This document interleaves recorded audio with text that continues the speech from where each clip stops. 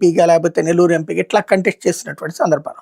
మొన్న కూడా కాబట్టి ఆయన ఇన్ఛార్జిగా వేసినట్టున్నారు కదా, నేదురుమల జనార్దన్ కుమార్ రెడ్డిని. అదే అక్కడ వెంకటగిరికి వేశారు. ఆ వెంకటగిరి వెంకటగిరి ఇన్ఛార్జ్. సీటు అనిల్ కుమార్ యాదవ్ అడుగుతున్నాడు. అవును. ఇటు నేదురుమల జనార్దన్ రెడ్డి అతన్ని ఎంపీగా పెడితే బాగుంటది అన్నటువంటిది అనిల్ యాదవ్ జగన్ దగ్గర చెప్పుకొస్తున్నటువంటిది. నర్సరావుపేట పార్లమెంట్ సీట్కి ఎత్తుక్కోవాలి ఇప్పుడు అక్కడ. ఇట్లాగ రకాలు ఉన్నాయి, ప్రతి దాంట్లో కూడా పాజిటివ్స్ ఉన్నాయి, నెగిటివ్స్ ఉన్నాయి. సరిగ్గా ఆచరణ ఏంటి అన్నటువంటిది చూసుకోవాలి.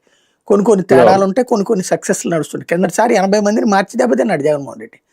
ఈసారి అందులో కొంతమందికి మళ్ళీ పాత ప్లేసులు ఇప్పుడు లైక్ వెల్లంపల్లిని విజయవాడ వెస్ట్ నుంచి చేస్తాడా లేదా, ఇలాంటి రాయొచ్చు.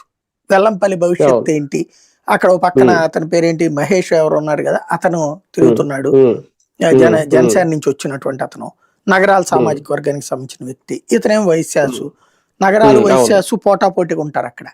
ఇట్లాంటి సందర్భంలో ఏం చేస్తారు?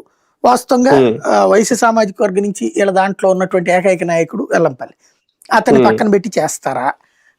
అతని కిందసారి అనవసరంగా సెంట్రల్కి తీసుకెళ్లారు. అతన్ని అక్కడ పెడితే ఎట్లా ఉంటది?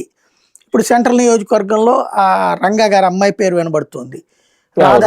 రాధా కాకుండా రంగా గారి అమ్మాయి పేరు, లేకపోతే మల్లాది విష్ణుకే ఇస్తారా?